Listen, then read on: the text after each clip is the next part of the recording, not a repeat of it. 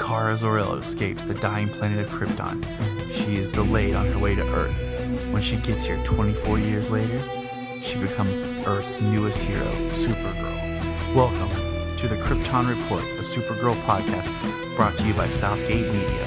I am your host, Tyler Patrick. You can find me at JTYPatrick on Twitter. So let's get started on what's going on today in the world of the Kryptonians. Welcome back, Kryptonians, to the next episode of The Last Daughter of Krypton, the podcast celebrating Kara Zor-El and the upcoming TV series Supergirl on CBS. I am your host, one of your hosts, Tyler Patrick, Mr. at JTYPatrick on Twitter, and once again this week I'll be flying solo. Kind of sad, but people get busy, and I want to bring you the greatest and best, quickest news. We interrupt this program to bring you this special news bulletin. So let's talk about the news right now. From what I've learned here is that Supergirl will be wearing a costume, and that her neighbor will be Winslow Schott, which is a version of Toyman. And I guess he's going to have a crush on her, and he's going to know her secret identity. I guess they're working on casting Mr. Schott right now, and there's been some clips revealed of just the information. So that's an interesting turn of events. We got more characters that we know, and Schott has not been used on either Flash or Arrow, so it'll be a good new character experience. Now, we also know that they were working on casting Kara's sister. She hasn't been cast yet, and we know that they're casting for Hank Henshaw. When we talk about him in another episode, who he is and the significance of that character and what that could lead to on the series.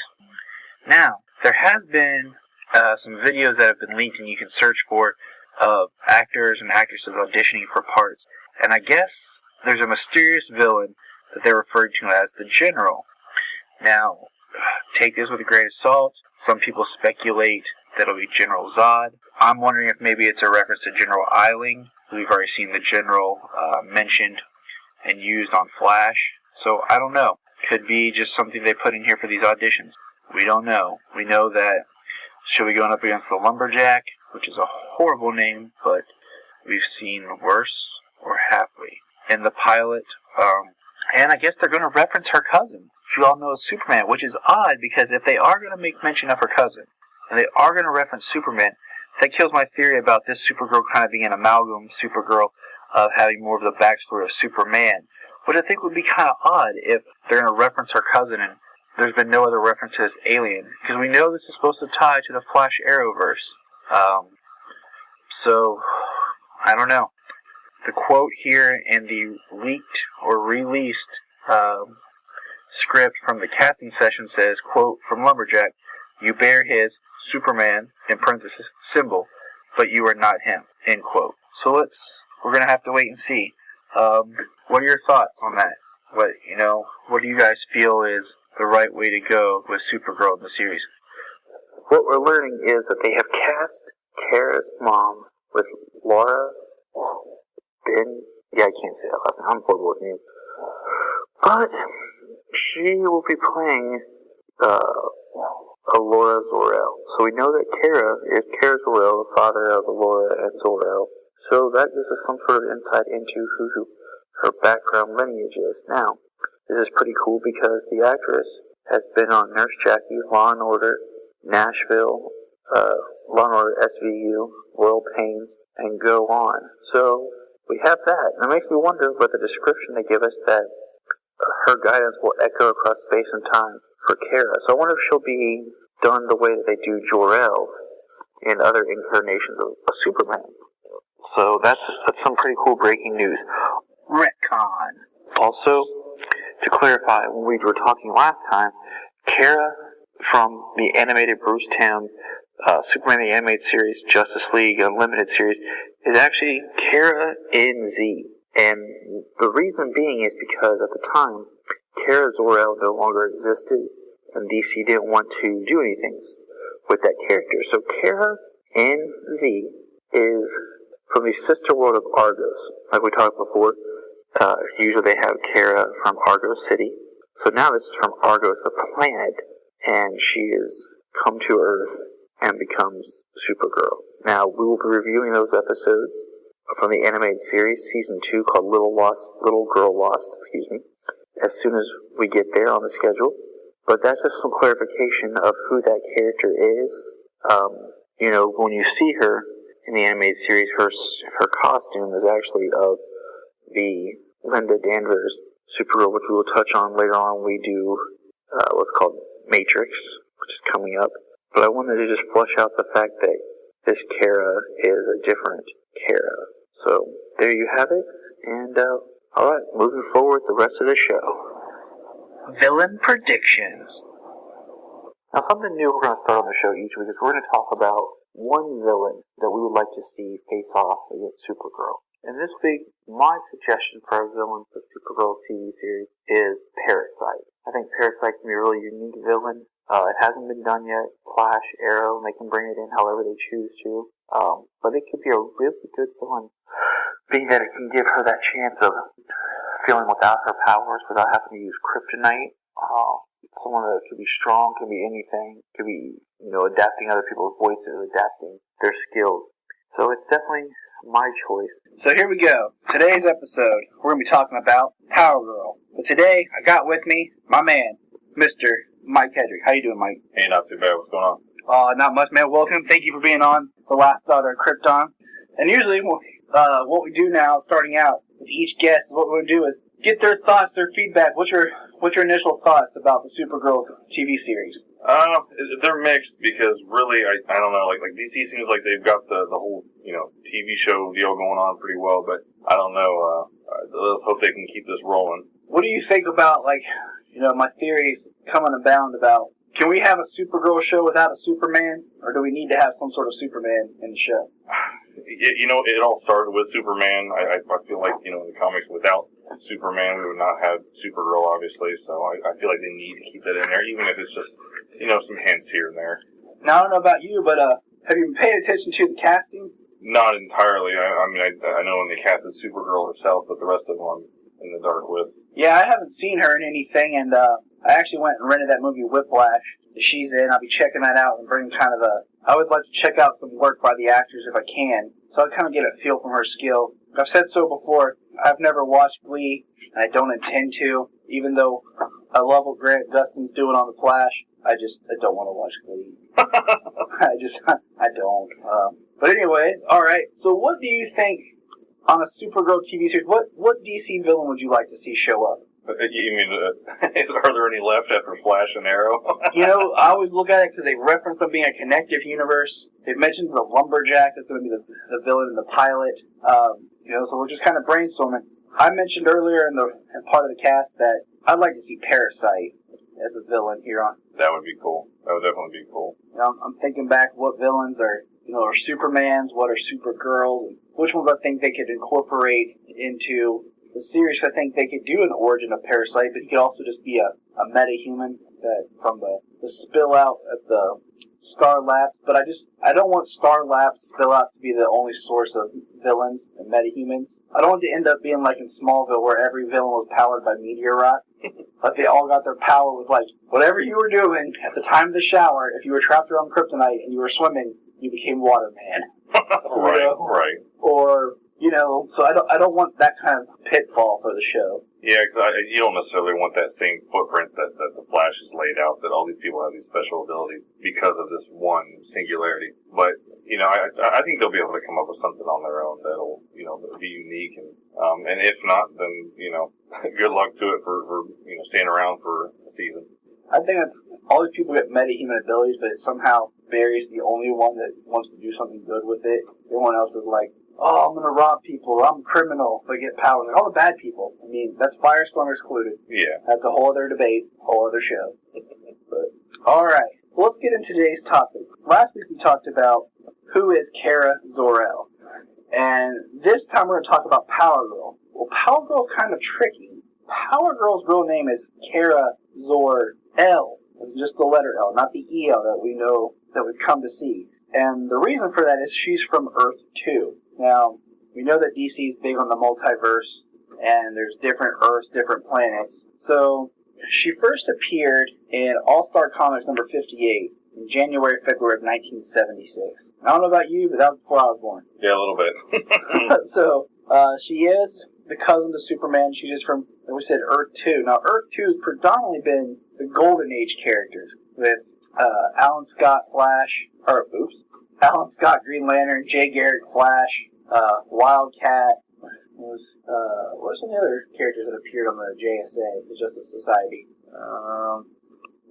Anyways, those were the characters that we get. Now, the Earth 2 has always been envisioned as the home of the 1940s comic books. So, like, kind of the world where everything started. Now, Power Girl, as of right now, the thing with Power Girl is, I think this is kind of cool. Like, I read Earth 2. The Power Girl in the new universe is basically, she was Supergirl on her Earth, but then a portal opened when Darkseid attacked Earth 2, and it sucked her and Robin, who was Helena Wayne, into it, and dropped them on Prime Earth, Earth Zero, the New 52 Earth. So when they got here, they had to take on new identities, and that's how we got Huntress for the New 52, and we got Power Girl. Now, what I find interesting is, although Kara, that's a pain, but what's neat is, on Earth 2, she adopted the name Karen Star, so we have Kara and Karen. They're basically the same kind of person, but Karen acts more mature, and seems a little bit more intuitive of things, and is more acquainted with her own, just her environment, even closer with her cousin than Kara is. And I thought that was kind of an interesting idea. She's more older and mature.